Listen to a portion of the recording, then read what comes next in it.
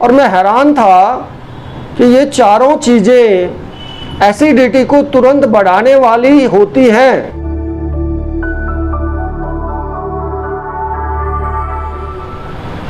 Hello दोस्तों, मैं doctor Ranbir Sharma Panipat से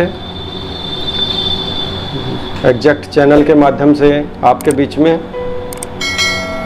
आज मैं आपके सामने एक रूटीन से हटके एक विषय आपके सामने रखना चाहता हूं। मैंने परसों एक वीडियो देखा YouTube पे एसिडिटी पे।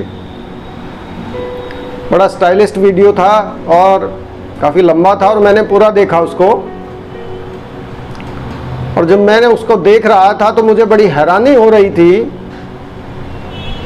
कि उन्होंने लगभग उसमें जितनी चीज़ें एसिडिटी के इलाज के लिए होम रेमेडीज़ में बताई, उनमें से 70% चीज़ें एसिडिटी को तुरंत बढ़ाने वाली होती हैं। और मैं हैरान था कि वो जो यूट्यूबर हैं जिसने भी वो वीडियो बनाया है, उसको वास्तव में एसिडिटी का बेसिक ज्ञान भी है या नहीं, और उसके बावजूद उसके फॉलोअर्स मैंने देखा वो लाखों में हैं। तो आज मेरा मन किया कि मैं कम से कम उस चीज़ पे आप लोगों को एक सही जो ज्ञान जानकारी है वो दूं। मतलब ऐसा मिथ्या ज्ञान इनोसेंट पर्सन का वो बहुत बड़ा नुकसान पहुंचा सकता है। जो भी मेडिकल साइड के लोग हैं, जो आयुर्वेद को जानते हैं, वो शायद हो सकता है थोड़ा बहुत उससे बच जाएं, लेकिन जिन लोगों का ये क्षेत्र नहीं है, जो सामान्य लोग हैं, उनके लिए वो चीज़ बहुत नुकसानदायक साबित हो सकती है। वही चीज़ मुझे अच्छा लगा कि भाई मैं आप लोगों के सामने उसको रखूं। उस YouTube में जो भी वो यूट्यूबर हैं उन्होंने बताया एसिडिटी के लिए दालचीनी का प्रयोग, अदरक का प्रयोग, तुलसी का प्रयोग, हल्दी का प्रयोग। और मैं हैरान था कि ये चारों चीज़ें एसिडिटी को तुरंत बढ़ाने वाली होती हैं। और इसके साथ साथ अगर एसिडिटी का रोगी इन चीज़ों को थोड़े लंबे काल तक लेगा, सेवन करेगा, तो उसके आमाशय में और आंत में अल्सर बनने के चांसेस बहुत ज़्यादा बढ़ जाएंगे।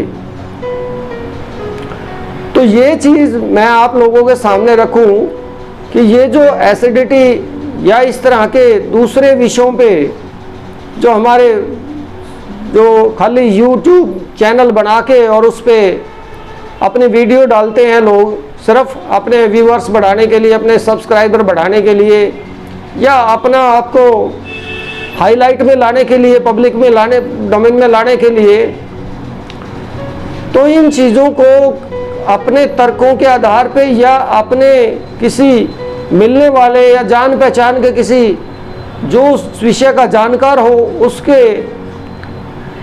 उससे इसका विश्लेषण जरूर करवाएं, ताकि आप लोग इन गलत चीज़ों से बच सकें। एसिडिटी में तुलसी बहुत ही हानिकारक है।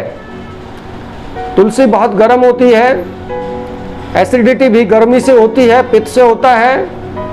अदरक डायरेक्टली गर्मी को बढ़ाने वाला होता है, पित्त को बढ़ाने वाला होता है।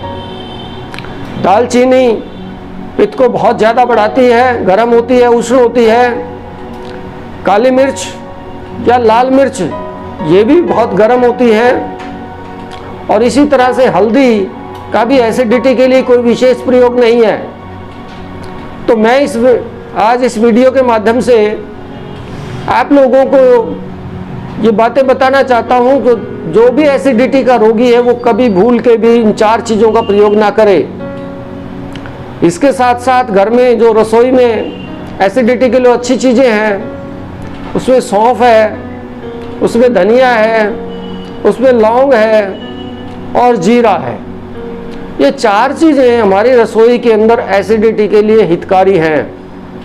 किसी भी स्थिति में और किसी भी फॉर्म में आप लोग अगर एसिडिटी में इन 4 चीज़ों का प्रयोग करेंगे या तो आपको लाभ ही मिलेगा, हानि नहीं होगी।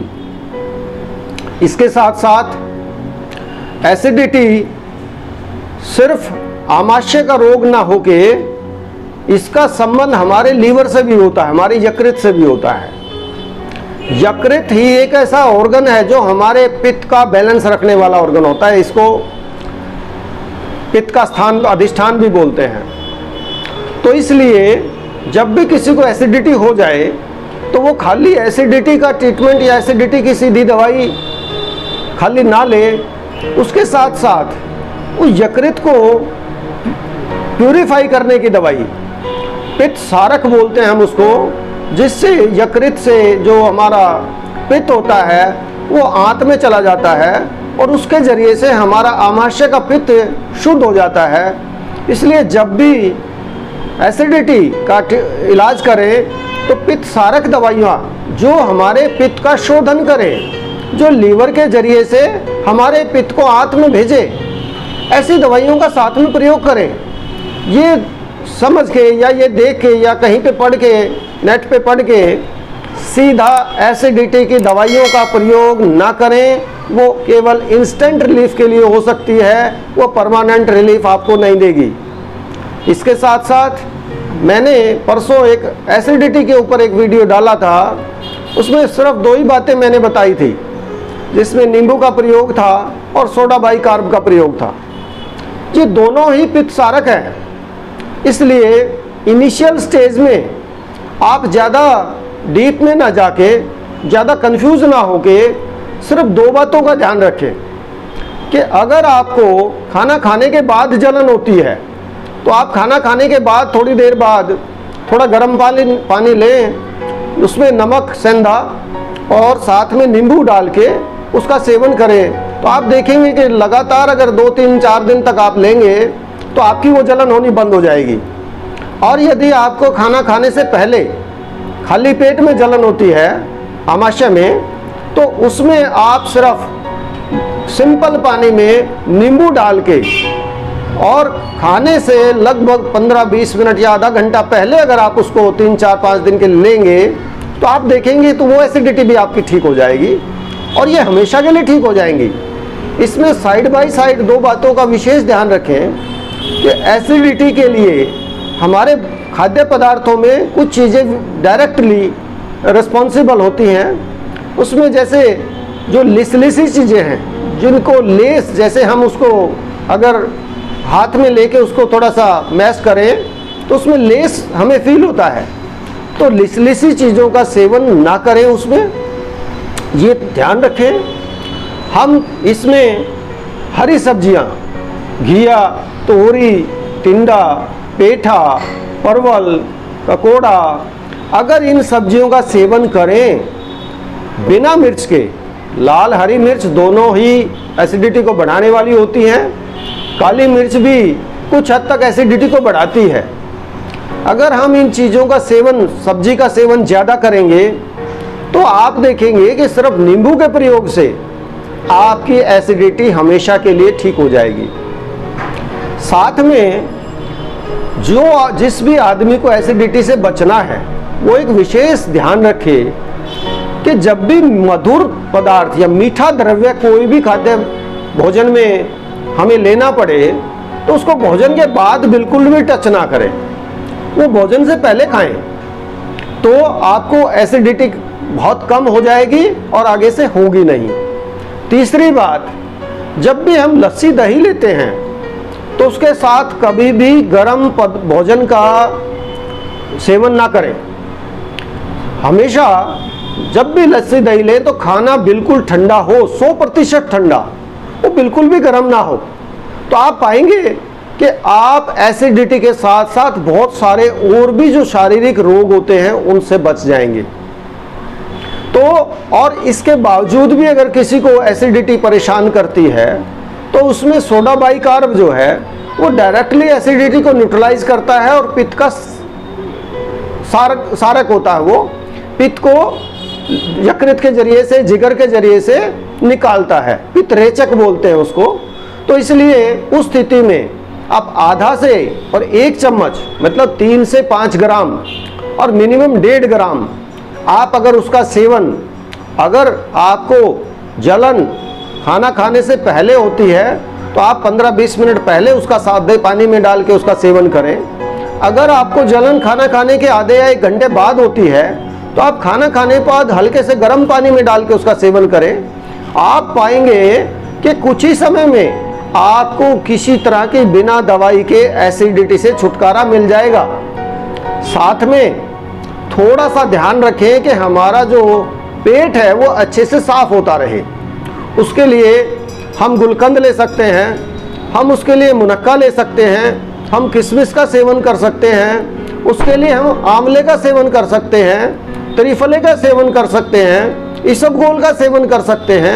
ये भिन्न भिन्न द्रव्य टेम्परेरी रूप से लेने में कोई हानि नहीं है, लेकिन इनमें से किसी भी द्रव्य का बहुत लंबे काल तक बिना किसी चिकित्सक के परामर्श के सेवन ना करें, ये ध्यान रखें। तो ये सिर्फ छोटी छोटी जो मैंने बातें बताई हैं, इन चीज़ों को आप अपने जीवन में धारण करें, अपने दिनचर्या में इसको इम्प्लीमेंट करें, तो आप पाएंगे कि एसिडिटी के साथ साथ आपका सिर भारी होना, पायरिया होना या इस तरह से और भी बहुत सारे पेट का भारीपन होना, पेट भारी होना, खाना ठीक से ना पचना, शरीर में खाने की पौष्टिकता पूरी ना आना, तो इन बहुत सारे चीज़ों से आपको छुटकारा मिल जाएगा।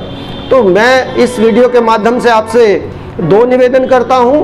एक तो आंखें बंद करके, ब्लाइंड फेथ करके, सिर्फ किसी भी यूट्यूबर का, खासकर आयुर्वेद के मामले में जो भी ज्ञान है उसको सीधा सीधा ग्रहण ना करें, उसको इम्प्लीमेंट ना करें। उस पर तर्कशीलता रखें कि अदरक गर्म है, एसिडिटी गर्मी से होती है तो अदरक नुकसानदायक है। तुलसी गर्म है, कफ का शमन करती है, कफ के रोगों का इलाज है, खांसी जुकाम में देते हैं, अदरक को भी देते हैं, शहद को भी देते हैं, इसलिए वो एसिडिटी में नुकसानदायक है। इसी तरह से हल्दी है, हल्दी सीधा सीधा उसमें कोई फायदा नहीं करती है। दालचीनी बहुत गर्म होती है, कफ के रोगों में ली जाती है, सेवन की जाती है, उसको एसिडिटी में देंगे तो बहुत बड़ा नुकसान हो सकता है।